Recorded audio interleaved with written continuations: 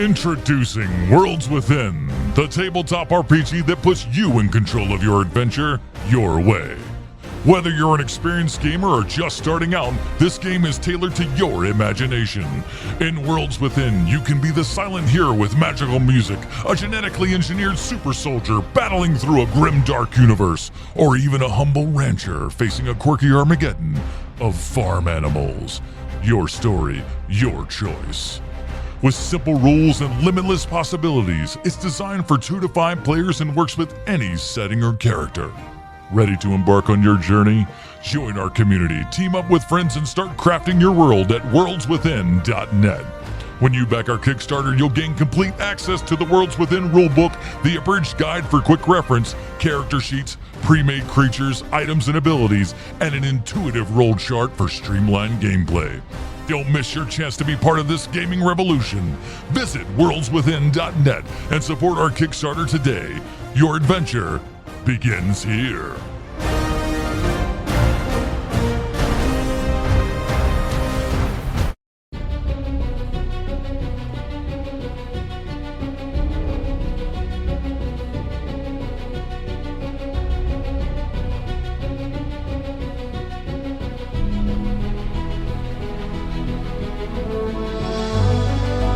Ladies and gentlemen, welcome back to HMP as we kick off classics you might not have seen month, and we cover Akira Kurosawa's 1963 film High and Low. Joining me today, I'm always high and he's always low, Bruce Leslie.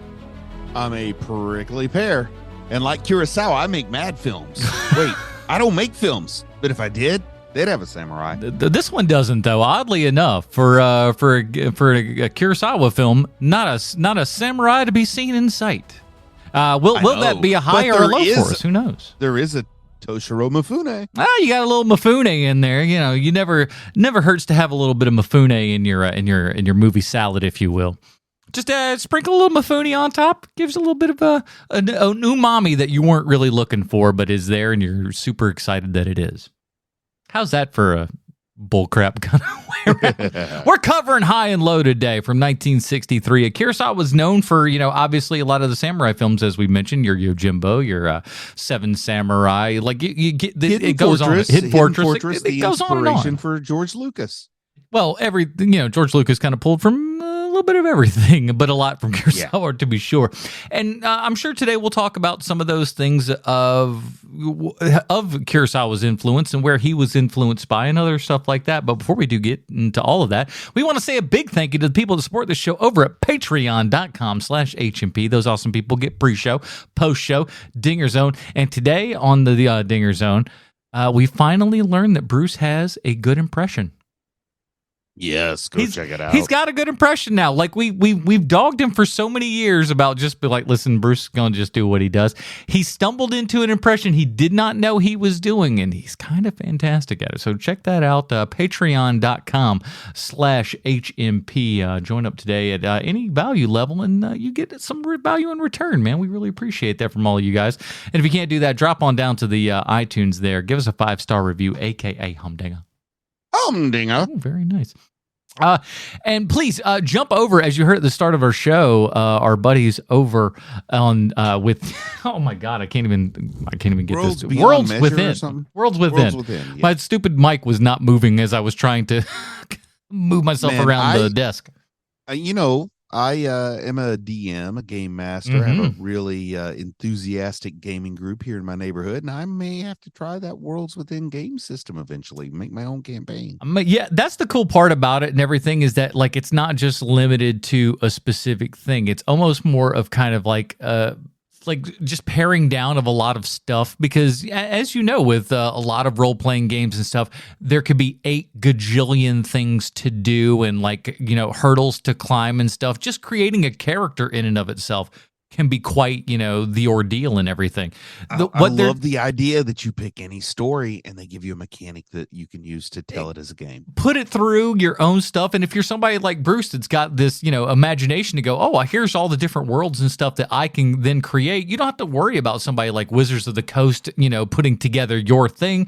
You can put that together yourself. And this is a nice little system to help you kind of, take care of all that stuff and run it and everything. And I think that's super smart. So go check out Derek's Kickstarter there. The link is in the show notes. I think I'm going to go for... Is that Derek the Night Bard? Slick Derek the Night Bard to you, young sir. Yes. But I think I'm going to go because I'm like... I'm a little bit of a publicity whore, I guess I think is the word for it, because you can get like a regular version, but I think if you can go up to the what do you call it there, the superior edition goals and stuff. Well, there's the regular superior edition, which is the one that comes with like physical dice and like book and everything, which is what I'm looking for here. But I think I'm going to go for the other one, the superior edition. That way I can get my name printed in the book and people know that I did something. I can feel special, I can sit there and like tell people like, oh yeah, get my name in a book. Listen, it's not the first book my name is in. How much time is left on this Kickstarter? I might have to just ditch this episode and go sign up. They are about halfway through right now, and they're about halfway to their goal and everything. So we're looking real good over there. So go over and support Worlds Within. The link is in the show notes as always there. And thanks to Derek for supporting this show over at patreon.com/HMP. Boom, bringing it all the way back around. Yowza. Sean is out this week, as you can kind of probably put together, 10 minutes into the show that Sean's not here. But yes, he is off on assignment and everything. He really wishes he could be here for this because he quite enjoyed this movie. Sean, listen to me. I'm Sean. It's perfect. He's not going to murder you through the internet. That's not going to happen at all. Please cut that out. No, it's staying. Do you know? How long have we been doing this show? It's almost 9 years. I'm not editing a damn thing out of this. It's just not gonna happen. Even like I try and like some thoughts and I go, you know what, I'm gonna do that, and then I get through and I'm like, man, we've recorded too much. I don't remember where it was at, and I don't flag it where like, oh, this is an hour marker of this. No, it just doesn't happen, and we just end up like this. Here's the IMDb for High and Low. As we know, IMDb always 100% correct in everything they say and or do. An executive of a Yokohama shoe company becomes a victim of extortion when his chauffeur's son is kidnapped by mistake and held for ransom. This is written by a lot of Japanese names I'm going to absolutely butcher, plus Akira Kurosawa, who is also the director of this film. Here's what a lot of people don't know. Maybe we'll get into it. But please. This was an English language novel that they adapted. Yeah, it was. They changed a whole bunch of stuff for it and everything, but it's not originally a Japanese thing, which I thought was pretty cool. I'm like, and again, that's one of those things because Kurosawa was very influential to a lot of the movie brats and stuff that would come up and be the change makers of the 70s and stuff of filmmaking. Your George Lucas's, your Steven Spielberg's, your Francis Ford Coppola's. These guys worshipped at the altar of Kurosawa, especially back in the day and stuff. And that was like he was brought over to America. He was like a rock star. Kurosawa might be the second or third most influential director for baby boomer directors. The boomers loved Kurosawa. So we're talking about people like Ron Howard, George Lucas, Steven Spielberg, all the people that ripped him off, not to mention Peckinpah, John Ford. I mean, so many people ripped him off. And John Ford's not a boomer. He's greatest generation. Yeah. But you know what I mean? By the way, something that I happened to click on a thing and I wasn't particularly looking for it, but take a guess how tall a Kurosawa is. 5'3". 5'11 and a half. That is the tallest man in all of Japan. That is huge.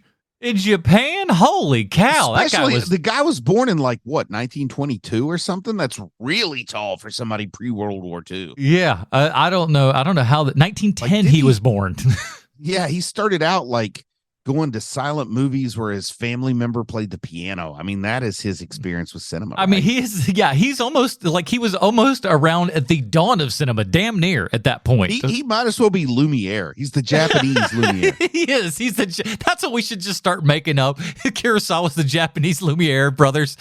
He just does all this stuff, and he's like the one who brought it. It's not true, but that's the lie we go with. I kind of like that idea. So close to true, though. It's not too awful for, I guess. I mean, you could say without Kurosawa, there is no Japanese cinema. I mean, Toei probably is the ones who started it, but Kurosawa was there before Toei. Now, had you ever, like I said, this is part of the series that the people over at patreon.com/HMP voted on, and they voted for this, and so this was the first one that I want to do that, like, again, a lot of times for movies and stuff, especially when you've got, several podcasts where you review movies and things like that, from time to time, the watching of movies as a pleasure dries up a little bit. And then you're kind of that's like asking a shoe salesman if he gets any joy out of looking at ladies' feet. That's for you, Al Bundy. Yeah. No, we do not like movies anymore. We make movies. We obsess over movies, but we don't like movies. We just obsess over them. We don't like it. But yeah, it can come to that though, if and you're not careful. I was not joking. But I forgot where I was going. It's easy to hate movies, but Kurosawa makes you love cinema. Yeah, well, it's just and again, it's a different kind of thing. There's something so he combines naive and brilliant in one scene. Like he will shoot a scene. Can we just go ahead and start talking about this movie? Let me sell everybody on this thing because let's hear that list. Let's sell everybody on this Kurosawa non-samurai film because this sucker's got everything. We've got the first hour of this film in the exotic location of, get ready, a high-rise apartment. But don't worry, we got plenty of phone calls, cowboys and outlaws. Take it outside, boys. Oops, sorry about that. We got some mistaken identity, curtain drama, groveling, let's make a deal, fun with briefcases, a train ride, the Zapruder film, police force, activate. We've got a guy who wears sunglasses at night who's not Corey Hart, a preponderance of evidence, a shocking confrontation, and every picture staged like a painting. This movie's got everything. Man, I can't wait to talk about this movie. Now, I'm going to just go ahead and go on the record as saying it's killing me that Sean's not here because I think this movie connected with Sean more than it connected with you or I. But I still have a lot of good, bad, indifferent. I just have a lot of observations because Kurosawa's like Kubrick. Mm-hmm. You can't just enjoy a movie. You're watching every freaking decision and comparing it to Hitchcock and Spielberg, and you know what I mean? Everything, you're not just enjoying a story because it's Kurosawa. It starts to feel it kind of feels religious to film buffs. Well, there's a lot of things there's directors that are kind of like that where the biggest example for me, most recently, I guess, was for with Christopher Nolan and Tenet, because Tenet was a film that only tells you kind of so much and everything, where I felt like I needed to kind of, rewatch and watch this over, because the first time through you're just watching, the mastery of the artist of what we're doing here. And then you kind of have to pick apart and then go a little bit further and a little bit further. And it's tough to enjoy as a full 100% experience the first time because there's just so much going on. The thing about Kubrick, man, it is a clinic. I mean, it is really a filmmaking clinic, both in what to do and what not to do and why and how. And I can't think, my personal favorite director who I feel like I've learned the most from is Frank Henenlotter, Basket Case. And this is a long way from Basket Case. So this is really like the history textbook you read in college. And it's man, it is dry, but oh my goodness, you finish this book, you know everything. High and low. It's almost like I don't know if that's going to It's a textbook of filmmaking, man. Whether you like the story or not, there's good and bad and in between all here. And it also is 22 hours long, so they get to do everything. Yeah. Now, just kind of for the record, and again, like I said, with that kind of idea in place of I need to kind of go through and start checking off movies, using a podcast to do that is a great way to do it. I had never actually seen High or Low, and then as a matter of fact, I will go on and just exposing all of the stuff here. Kurosawa is not a director that I have delved into a ton. Not really. Okay. I want to, so but it's movies like this that are 2.5 hours long that make you kind of go well, I got to get settled if I'm going to do this. Kurosawa is the non-American, non-European filmmaker where somebody might see one movie every 3 years and they want it to be their whole day. So he makes something nice and long for them.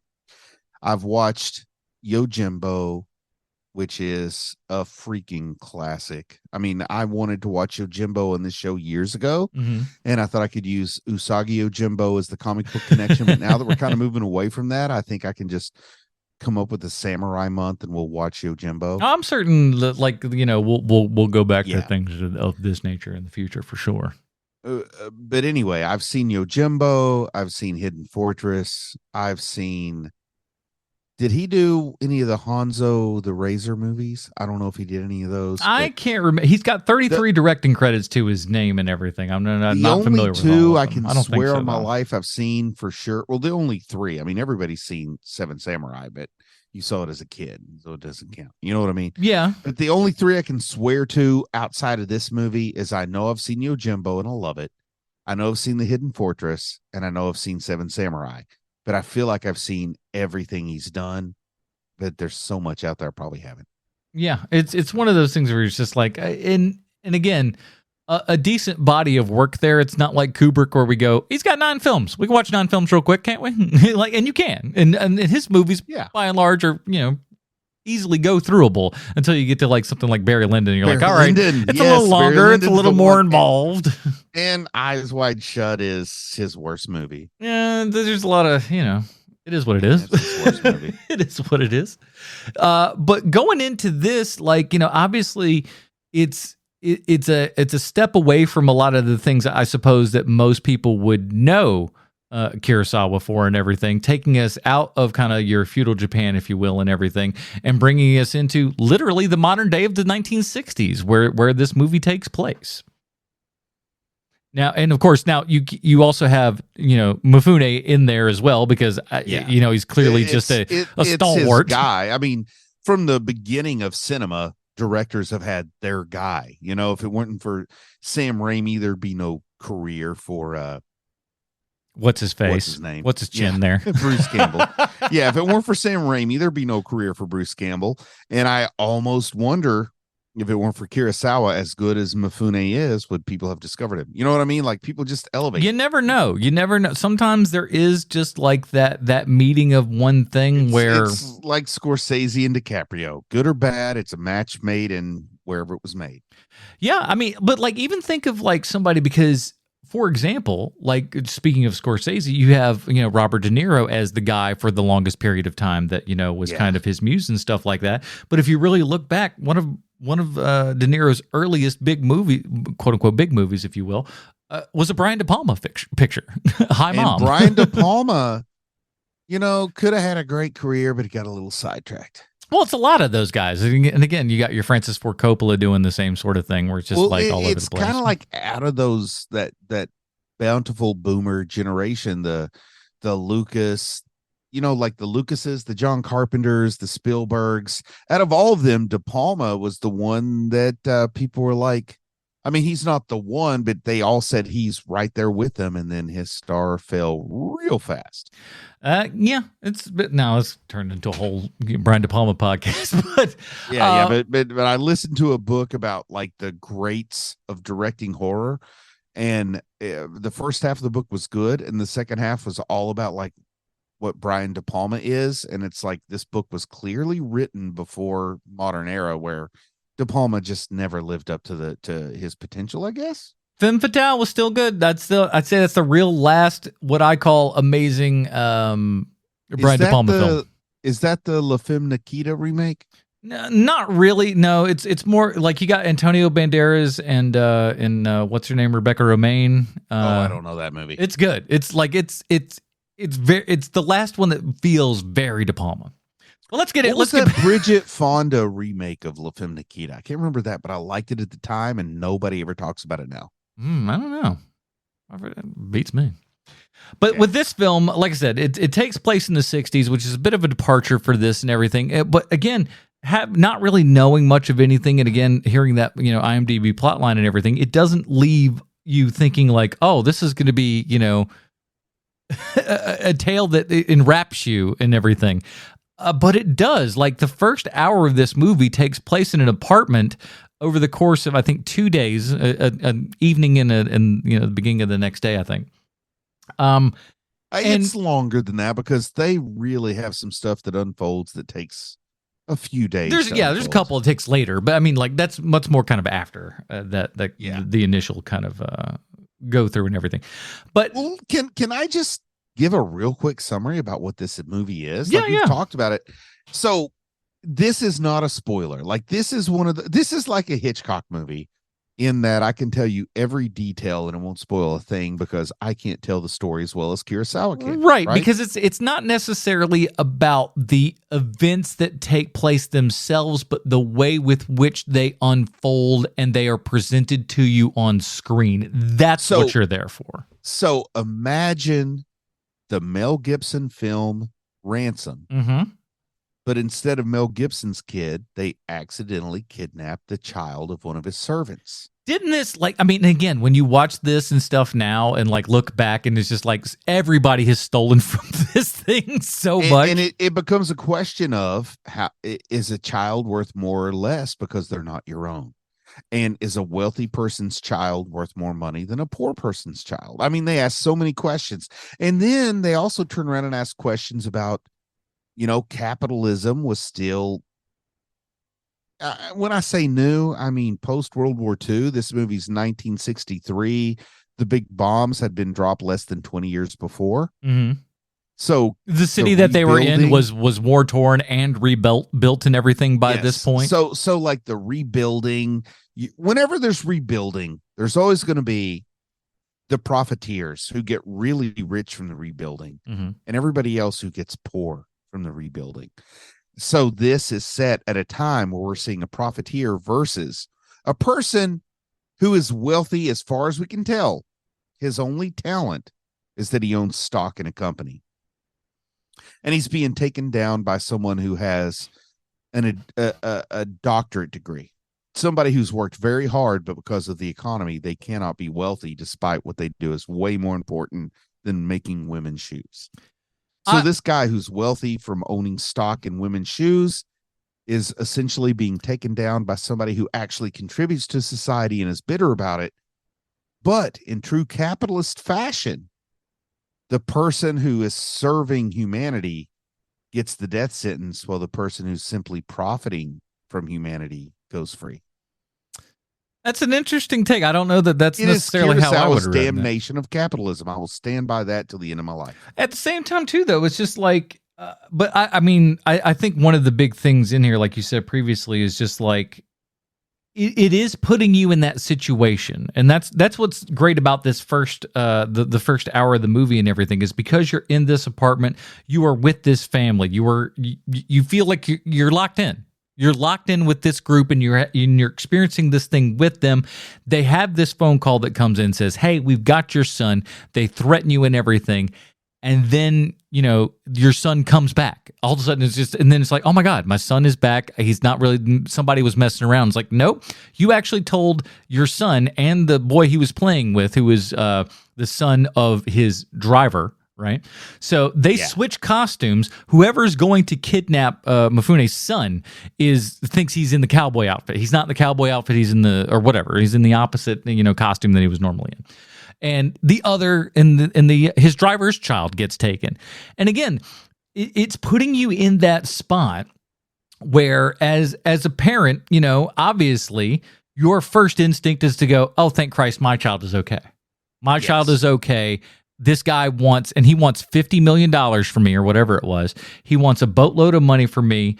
I don't really have that because I just spent all of that money to try to take over this company that, I've been secretly buying stock in it and everything. I've been trying to, get the better. But at the same time, too, he seemed that he really liked that job because I'm going to push back on you on a little bit for that because I think that he actually was a good worker. I think that because the reason I say that is because of the speech on the quality of the shoes.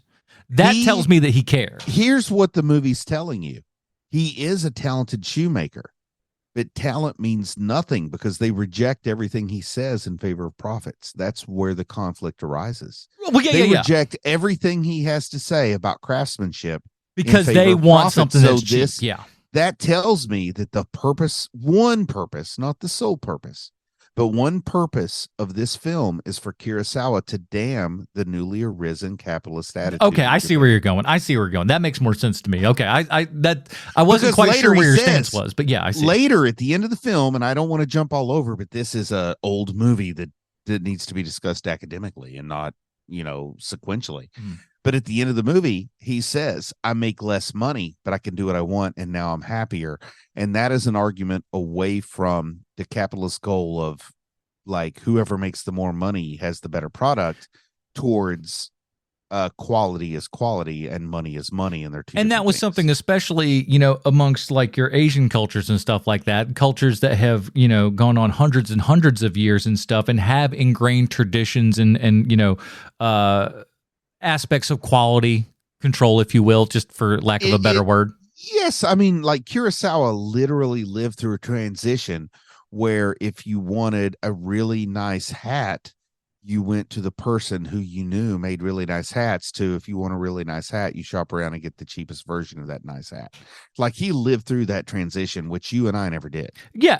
But like they're so correct on these things of like, and how these companies certainly think nowadays. I mean, I don't care if it's for ladies' shoes or, automobiles or whatever. Planned obsolescence and, having something that kind of breaks down and stuff over time, so you have to buy a new one. What wasn't something that, that wasn't a thought people had, back in the 50s and stuff. It was called, oh, you made this one thing and that thing should last forever because you've made a nice quality product. And like, at this point, we're getting to that point where, like you said, we're getting to that, beyond industrial revolution and everything, where it's all, simple, and it comes off of this, assembly line and everything. And you got crappy shoes that die in 3 months, but hey, your company gets to sell another pair of shoes. So let me ask you a question. If I start a Kickstarter to make a movie or to make a comic book, let's just say comic book. I start a Kickstarter to make a comic book. You give me $50. In the end, that Kickstarter raises 10 grand, and it's ready for me to pay the printers to make your comic book. And my kid is in the hospital and I got a big ass deductible. So I have to pay that 10 grand for my kid's hospital bill, and you never get your comic book. Yeah. How do you feel about that? Do you say that your child's life is more important than the comic book, or do you say you ripped me off? Listen, the average consumer screams, "You ripped me off!" If my working in retail this movie is saying, like he doesn't pay the ransom with his own money; he pays it with borrowed money. Then his creditors come to him and say, "Hey, you chose to pay the ransom, but we're not going to foot the bill." They're kind of nice though about it. They're a little. It's not great. The thing is, they're not wrong. But I don't know if borrowing money is something people should even, like, if people were not allowed to borrow money, inflation would stand still, prices would go down. You'd probably be able to buy a brand new house for $10,000-$11,000 if you couldn't borrow money. Well, also, if we couldn't just print money and make it up when we decide to, let's just push that aside. Even if you could print up fiat currency, I'm not trying to argue against fiat currency. I'm just saying, if you couldn't borrow money and you had to pay cash for everything you bought, the economy would not have the inflation it has. Because inflation is driven by interest rates, and interest rates wouldn't matter if you had to pay gold bars for every bit of food you buy. Hey, listen, you're talking to a libertarian over here. You got nothing but support for me. It brings up a good point about capitalism is all about making more money. So you got to literally make more money. Like the mints have to print more so that the capitalists can stay happy, because if they fail to make more money and they exit the system, they take all the money with them. And then what happens? At the same time, too, though, like I like his character in as much as, like, so you've got these three other guys that are like, listen, combined with us and stuff, and if we combine with your 14% of what you own in this company, we will have enough to get this old man out of this system here and everything, and we're going to be the guys who run this. We're going to give you this nice fat promotion and everything. It's going to be great. And he's like, no. It's so awesome. Yeah, because he's not out for money. He's out for a dream. He wants to make that product. And like I said, like when he talks about, like, making shoes and stuff like that, it feels like he actually cares. He wants to, put out something that's good. I think this movie really points out the difference between people who want to make something good and people who want to make money. Mm-hmm. Because making money means you don't care what you do to make it, but making shoes means you want to make the best shoes you can make. And there was somewhere where like medieval Europe and 19th century Asia, and I don't know, maybe even post 20th century Africa or South America, there was a time where places were all about craftsmanship, and they've turned into being all about, like, nobody cares about the product. They care about how the stock performs. Yeah. And I think this really points out he was in a country that went from, honestly, Japan in 1944 was a feudal society, and it went from feudalism to very, very American overnight. And he got to see like what took a couple hundred years to happen here happened there in like 10 years. And he's and you got to figure, he's commenting on he's seen it. I mean, the guy that was, born in 1910 at this point has seen some pretty wild stuff in his short amount of time on the planet at that point.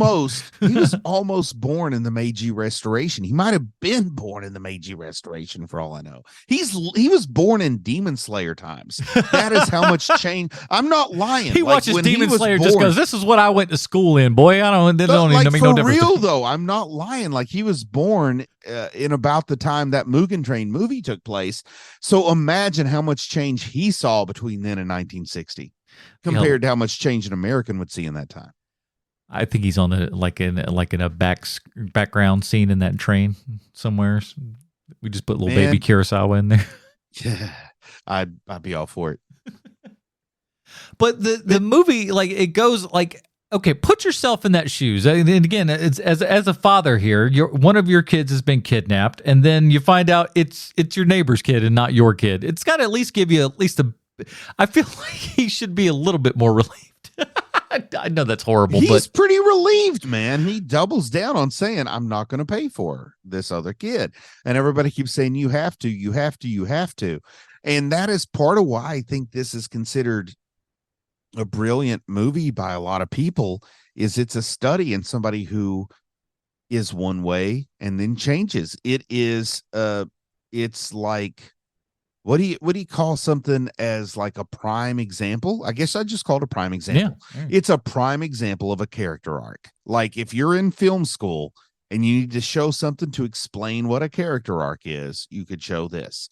And a lot of movies that end up being in high regard are movies that were shown in every film school in America and England and maybe France, maybe Germany, maybe Italy. There's like maybe India. There's like 5-6 countries who actually make movies that matter. Yeah. And they all probably watch this movie as an example of a character arc. And that's why it's now held in such high regard. But this movie isn't held in high regard because the audience loved it. It's kind of like the Velvet Underground of movies. Like, not a lot of people watched it, but everybody who watched it went to film school. Yeah. And they all were pretentious, just like the Velvet Underground people that like that. You're all pretentious because it's I not just great. got to tell you, the most pretentious thing I've ever heard is I was watching a behind the scenes on The Mandalorian, and just like out of nowhere, as if it was like I was at the grocery store and bought some milk, Bryce Dallas Howard said, "Oh yeah, when I was a little girl, I was at lunch with George Lucas and Akira Kurosawa." And we were talking about lighting. And I'm like, oh, F you. I can never listen to another word you have to say because I used to throw rocks at a train when I was that age. Bryce Dallas Howard pulled a Peter Bogdanovich. Yes. I'm going to just drop some names here. I was just at lunch with a Kurosawa, as you do. Shut up, especially when you're 9. Yeah. It's like, yeah, I remember the first time I went to Tokyo, I was having lunch with George Lucas and Akira Kurosawa. We were just palling around. You know how it is. Unreal. And at 9 years old, I said, someday I'll direct The Mandalorian. What should I do? But hey, listen, not for nothing, though. Maybe that conversation had to do something. Some of the best episodes of The Mandalorian were better. Some of the better episodes, if we're honest. Hey, she's a better Star Wars director than her dad. I've been on the record as that, and I'll go down dying saying that. Got him. Take that one, Ron Howard. I'm sure he's crying his sleep tonight. The central crux of this movie is a rich guy has to wonder whether or not he should pay for his chauffeur's kid. But then to further complicate it, he's paying for it with money he borrowed. But then to further complicate it, money you borrowed is given to you because the people who loan it to you want something you have. So he didn't really give away the bank's money. He gave away his house, which was worth more than the bank loaned him, but they took his whole house. They refused his interest payment. They wouldn't even work with him despite the situation. This just shows a lot of evil. But in the end, I still feel like the modern audiences, I'd say the post-COVID audiences, definitely the post-2016 audiences in America, are going to watch this and relate to the guy in prison at the end and not to Mifune.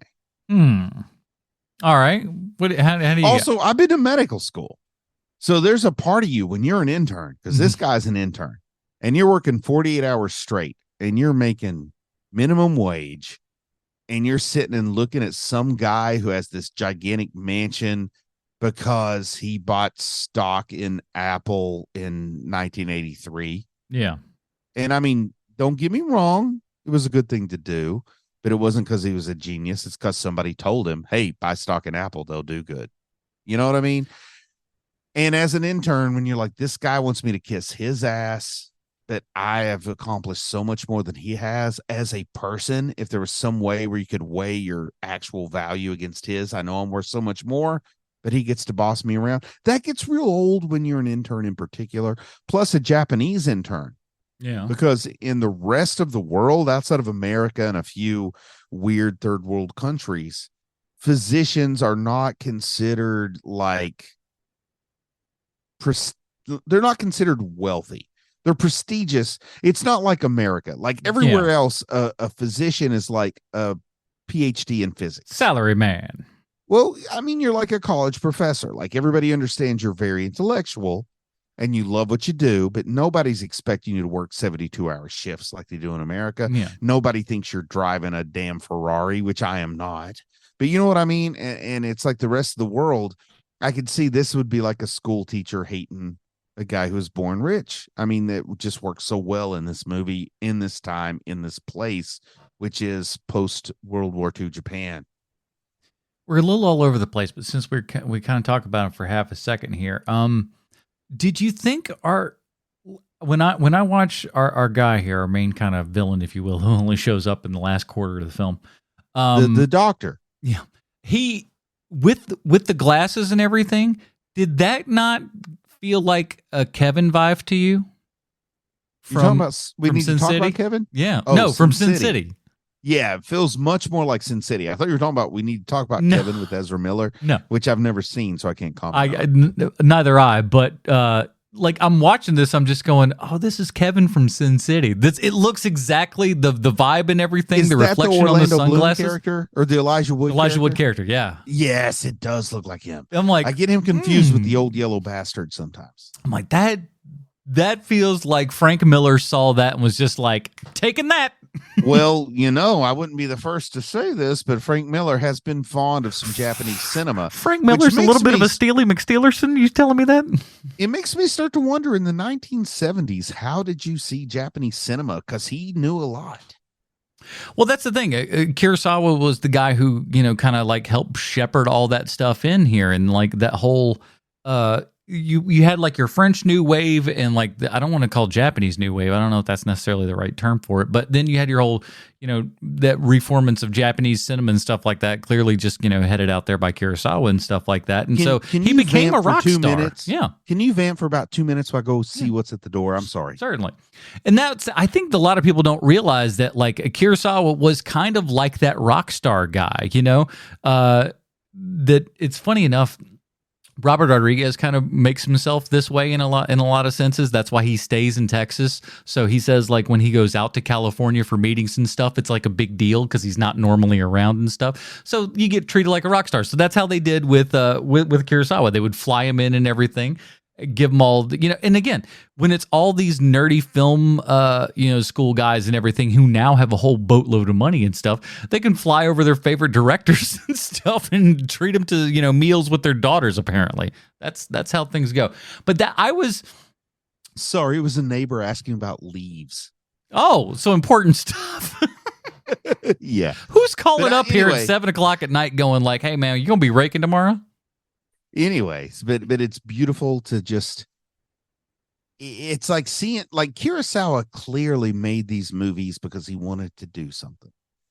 But it's beautiful to see how they were received around the world in a way that he probably never imagined. Like he still feels like a guy who, started out just doing what he wanted to do, and he found an audience almost not quite. I mean, he found an instantaneous audience in Japan, but I feel like it took him 20, 30 years to really be appreciated in the US. And then he got ripped off and Well, didn't get paid. And I think though, like in that kind of like the held in high esteem, I think like the person I could relate that to like these days would be like a Miyazaki kind of thing. Oh yeah, Kurosawa, Miyazaki. Where like somebody, where like it's like everybody is kind of influenced by this guy. He's had his fingers in a whole bunch of pies and stuff, and like it's very interesting filmography and stuff like that. Very kind of the animation version, if you will. I see the Miyazaki Kurosawa 1-to-1 pretty clearly, and I think a lot of other people do too. But Kurosawa being a few years older and living through the war in a different way goes a long way with me. I think Kurosawa wouldn't have his voice if he had not lived through something that none of us can even imagine. And there's like a lot of great art that comes out of Traversity or whatever. Mm-hmm. Like there's a lot of great art that came out of 9/11 here in the US, but nobody thinks that the disaster is worth the art. But when the disaster happens, you got to value the art that comes. And I think a little bit of Kurosawa is the art that came after the disaster that befell Japan at the end of World War II. I mean, there's no way around that. They had to find ways to make the most of what they had left. And cinema turned out to be something they were really good at. Well, let's talk a little bit about how this thing is shot, especially here at the beginning. What were your kind of takeaways seeing like the apartment and how that was shot? Because to me, well, it's shot like an apartment, but the exterior shows it's clearly like Tony Stark's house on the hill. Yeah. So I felt a little disconnect there because it's clear that the interiors and exteriors are not the same. The interior is like a hotel. But then again, Kurosawa had to work with what he had to work with. He's like this guy's like super rich. He's got it's like two floors within this apartment, so it's big. It's like it's luxury. It's luxury. I really think the takeaway from why the intern targeted him is that his house was up there standing in judgment. It was he literally just goes, all I could do is look at this house on the hill and just be pissed. So I think the insinuation is that the whole building belongs to that guy, even though, obviously maybe our Western interpretation is that he's got a couple of floors in this apartment building. But I think the idea is that he owns that whole thing is his house, but it all takes place in one big room because of the way the story's structured.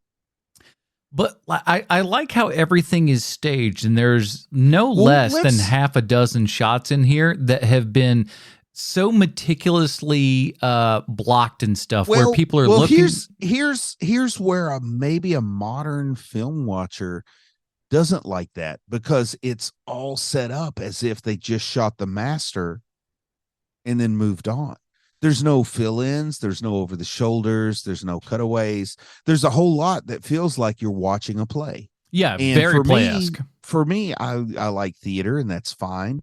But I heard someone who's more of a cinemaphile start to say, I heard other people review this, and they said, I respect what he's doing and the story he's trying to tell, but there's times where it's like he just shot the master and it feels like he just set up a tripod and is recording a stage play. Yeah. But here's what I'll say to counter that. He actually has good camera movement in those master There's shots. A lot of movement going on that's not perceptible, because here's the best part about this. He's whooping you left and right, and you don't even know it. You're not even seeing what's going on because it is playing out in these longer shots and stuff, but the camera is moving, stuff is going on. It's not nearly as simple and as dull as people might expect it to be, just being this, at least for the first hour, this one location shot thing. And we live in a time where you throw your thing into I don't know, Filmora, or you throw it into DaVinci Resolve, you throw it into Premiere Pro, you throw it into Final Cut, and you could do all these camera movements in post. Yeah. But Kurosawa filmed this where every camera movement is a literal fluid movement of the camera. I don't even want to think how many times they had to shoot these master shots to get them right.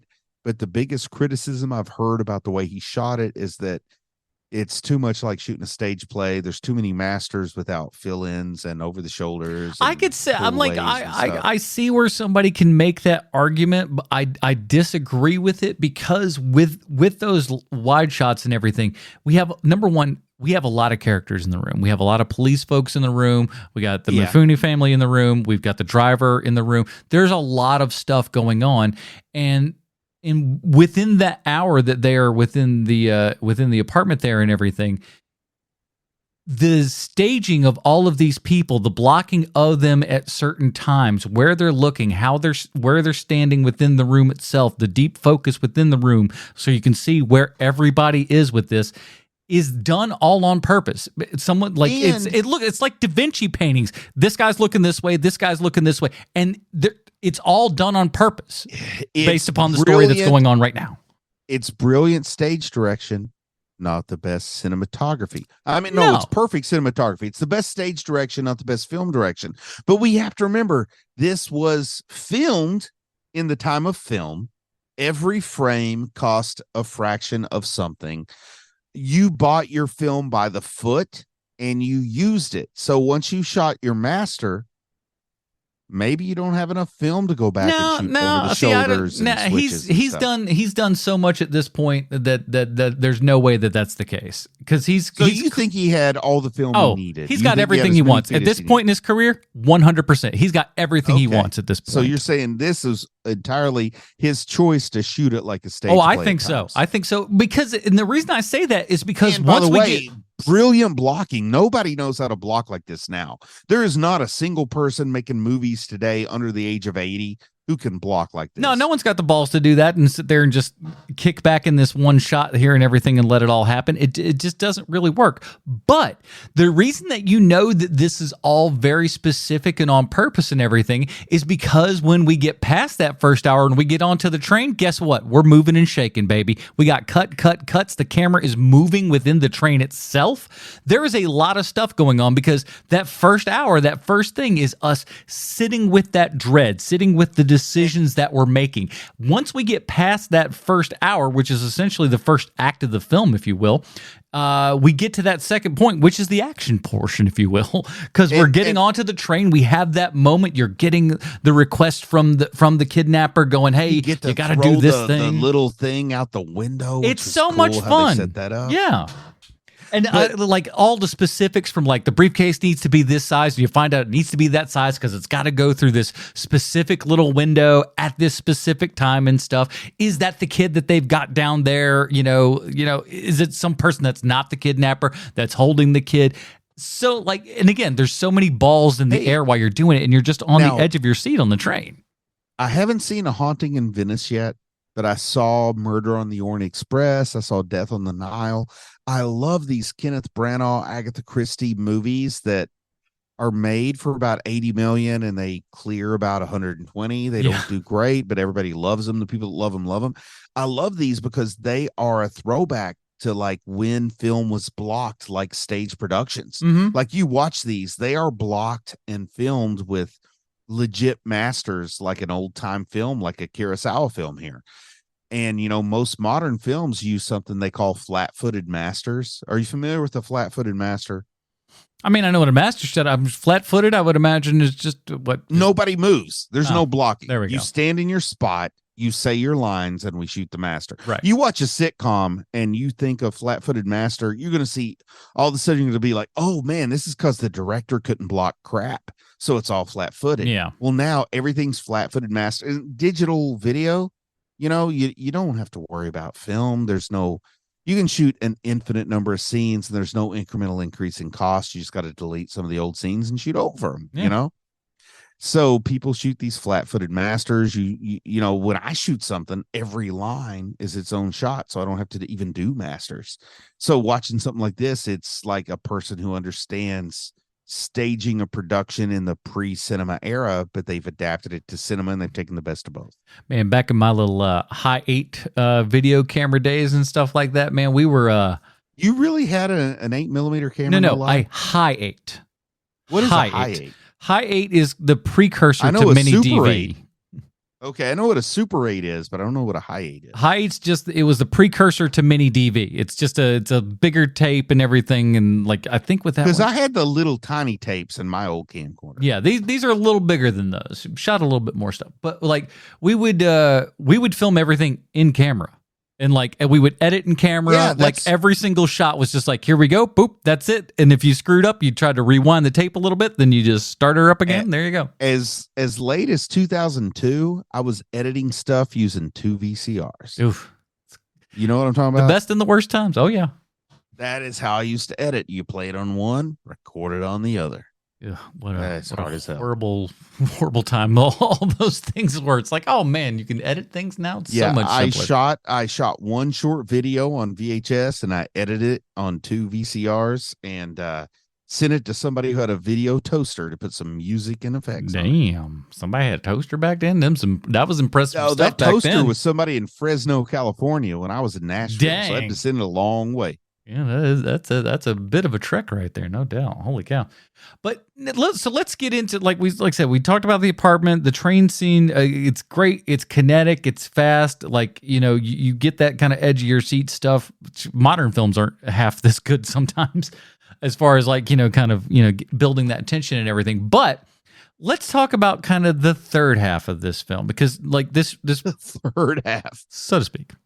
Yeah. I love it. It's the best description because the movie feels like it should be over. It should and be. It's not. It should be over. And so let's talk about this third act here and everything. The low portion, which by the way, I think the initial title was, and I don't know if this was the title elsewhere, but Heaven and Hell.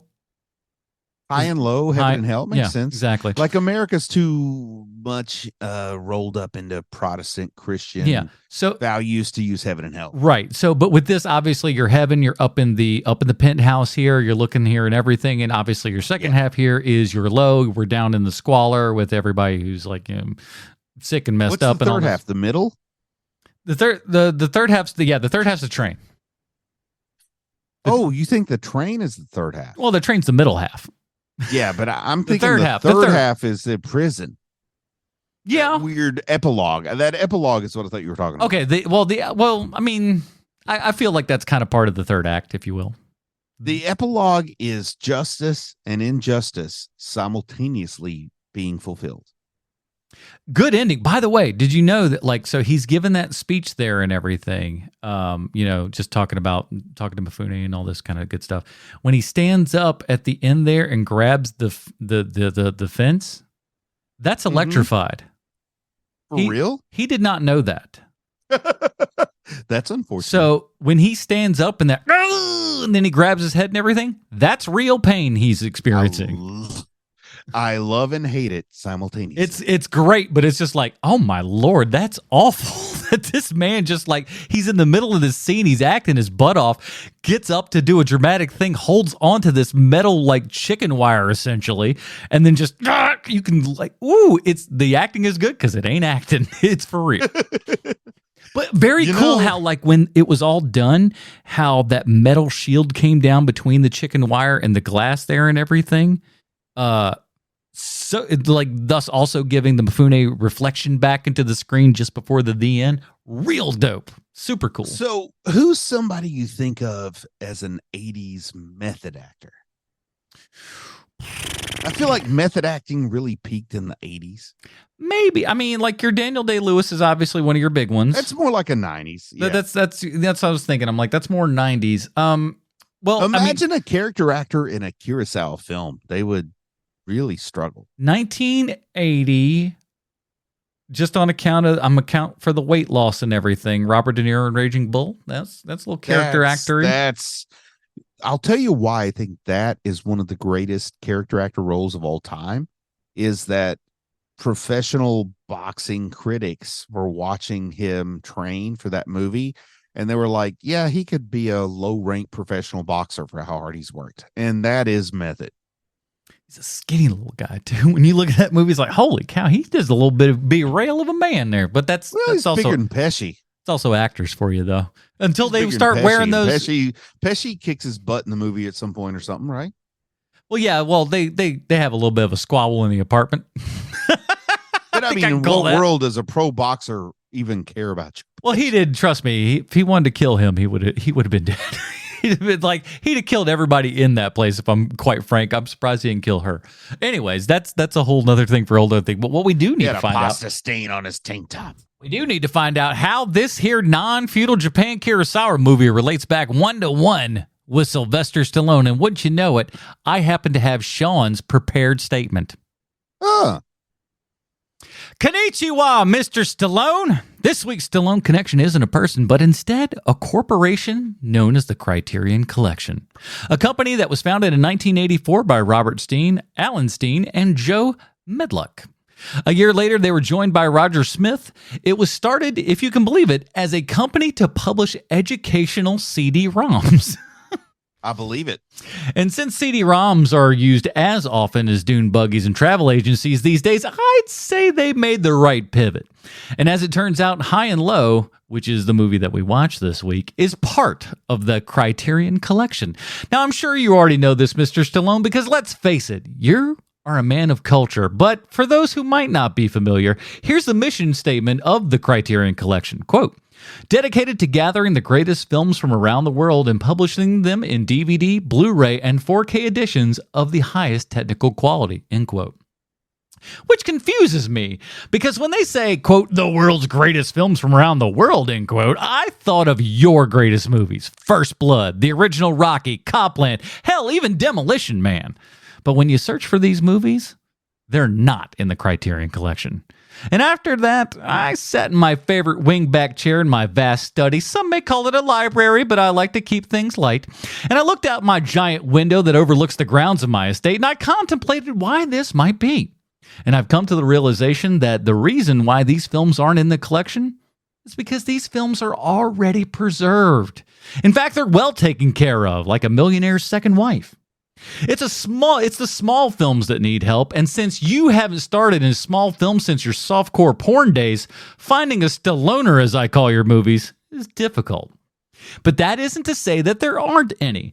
After doing an exhaustive 10-minute internet search, I found one.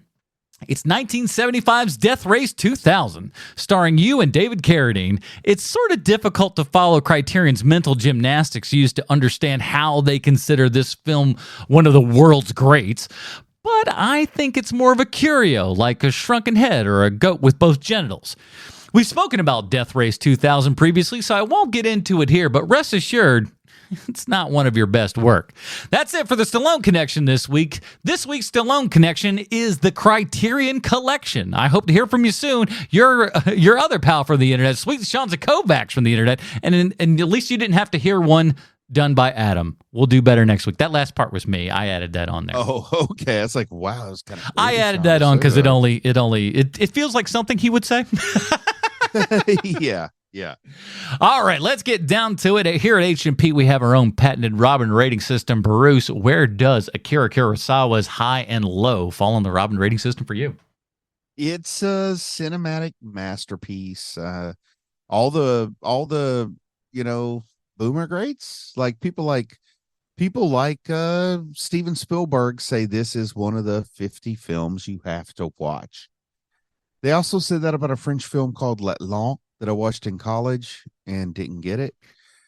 But I watched this and I get it from the story. I get it from the filmmaking, but it still is not something I recommend to everybody. But the people that I recommend it to get it. So that makes this, I think, more of a Carrie Kelly than a Dick Grayson. So I'm going to go Carrie Kelly. Okay, very interesting. This is a tough one because, and like I said, this movie is... You can't rate it low. That's the thing. Yeah, because it's not bad. It's not a bad movie. And I want to do a quick thing because he commented on it. Our good buddy Matthew Vandiver said, Adam, man, High and Low is peak Kurosawa. Definitely my favorite of his non-samurai films and in my Kurosawa top 5. Absolutely. So, And he knows what he's talking about. Yeah, he's no stranger to this kind of stuff. For me, I feel like I'm going to go Tim Drake. The last third of this film. It like I said, it's about 2 hours. It's about a half hour too long. It's a little too long, and I feel like you could cut some stuff out and be really good. This movie is far too long for American tastes, Western tastes, I'll say. Well, and that's the thing. But the thing is, though, is that like that first hour flies by. That first hour is so fast, and by the end of that hour, you're on the train. You're excited after the train. Once the train is done, Mifune's kid is back. The driver's kid is back, and now we're just the last third of the film is the hunt for the guy. And frankly, it's the least enjoyable part of the movie. But I just want to paint a picture for you. Let's imagine you're in post World War II. You're in the Vietnam War era Japan. Mm-hmm. And your TV is literally just news reports from the Vietnam War from the time you get up until 8 p.m. when this movie starts. Do you want the movie to stop at 10 or keep going to 11? These people probably wanted it to keep going to 11. And that's why it was made the way it was made. Well, and that's the thing, too, is that like still a lot of the time, you know, we're in, and this happens a lot more in kind of, you know, Asian countries and stuff because they were a little later to film than a lot of the other countries and stuff were, is that like a lot of, you know, you paid your dime, as it were. It wasn't quite that much or quite that little, but you paid your dime and you walked in, but you wanted to have all of the experiences. You know, you wanted to be happy. You wanted to be sad. You wanted to have, you know, a musical number. You wanted to have as much as you could get into one, you know, sitting. Going to the cinema is no different than going to the ballet, going to the opera, going to theater. But it was that for poor people. It is your plan for the evening, right? Mm-hmm. And it needs to entertain you from the time you get there to the time you want to go to bed.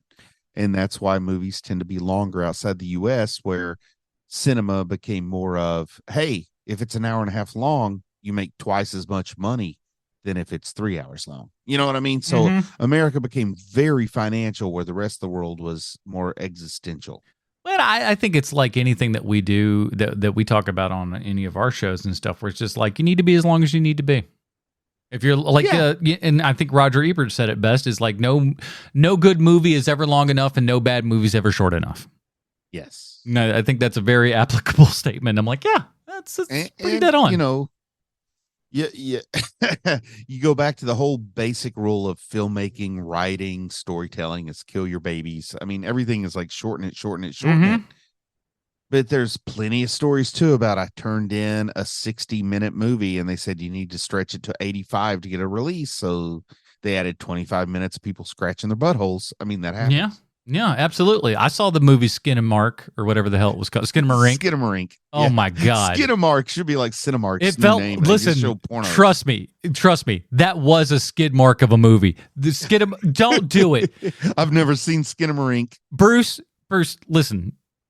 You, sir, are like Orson Welles compared to the people that put out Skinamarink. All they did was like put the camera on the ground, hit record, and be like, "That's scary, ain't it?" No, it is not. Man, I would love to be a young Orson Welles, just like Justin McElroy. He does look like he looks. I thought that for the last 20 years. He's someone I know in real life who can slap me if he doesn't like that. So I will say that last. Let him know that I have been thinking that since he was in way back in the joystick days. The joystick days, I was just like, this guy looks exactly like he grew that Abraham Lincoln looking beard, and that was the end. Well, that is do it, everybody. Another week of HMP in the books here. Let's talk about what we're going to be doing next week. We're going into classics you've likely never seen. I have to put the word likely in there because some of you film nerds are going to come in and go, I've seen that one. Shut up. I'm usually that guy myself, so I can say that. But next week we're going to stay away from America. Get away, America. Gross. We're going over to France this time. From Japan to France, we're going to check out Jacques Tati's Playtime from 1967. Man, is this all stuff you like heard about in film school? Because I've never heard of this. Some of it I know. Like here's. I'll tell you after. We'll watch it afterwards, or maybe watch it before. I don't want you to watch it beforehand. Maybe the listeners can watch it beforehand. But of all people, I want to say it was a year or two ago, Video Game Donkey on YouTube did a review of Playtime. Like he normally is reviewing video games, but for whatever reason, he took time out to review Playtime. And it was kind of brilliant. So after you watch Playtime, which is available on the Criterion Collection right now, go and watch Video Game Donkey's review for Playtime. It's kind of amazing. But this is all sounding ridiculously crazy. Oh, it is ridiculously crazy. So you know how you had to kind of, even though this is a French film, you're not going to have to read nearly as much with this film because it's a lot of it's kind of visual. So we're going from more of from Kurosawa's thing where we're very intellectual, very just kind of talking about things. It's very matter of fact and stuff. We're going now into the world of Tati, where we're a little bit more aloof. We're gonna have some fun, a little bit of comedy, some laughs, if you will, some visual entertainment from the 1960s French, and we're gonna check all that out next week. Bruce, where can we find more of our work on the internet? Do we have another podcast that people might listen to? Do we like you're? I feel like you're setting me up for something. I don't know what to say. We did some 30 questions. Go check out the 30 questions. On. Nothing going on right now, but it's all out there. My aunt. I went to the theater, the local theater today. And my auntie was there, and my auntie said, "When are you gonna do 30 questions Loki season 2?" And I said, "We're not." But still, listen to our other 30 questions, and we will eventually talk about Loki season 2 on HMP. Yeah, which by the way, and again, we kind of talked about this previously, but like we kind of want to make sure that we just pick the best stuff. That we want to make sure we maintain our sanity and don't do too much. Yeah, we don't want to do too many, but at the same time too, we'd like to be choosy because I think overall we probably wish we would have chosen Loki. I don't know how much you've watched at this point, but like it's one of the best MCU shows that they've done. I haven't watched a single episode, but we seriously balked it by not doing this. Well, I mean, I would honestly, I would probably rather done that than Ahsoka, if I'm quite frank. Anyways, that's it. Yeah, I'm with you. But again, we're going on too much. Join us next week when we're talking Jacques Tati's Playtime from 1967 for the absent Sweet Sean's and Kovacs from the internet. Bruce Leslie, I'm Adam Portress. Stay super, everybody. Goodbye. No. Let me do it again. I'm all TV.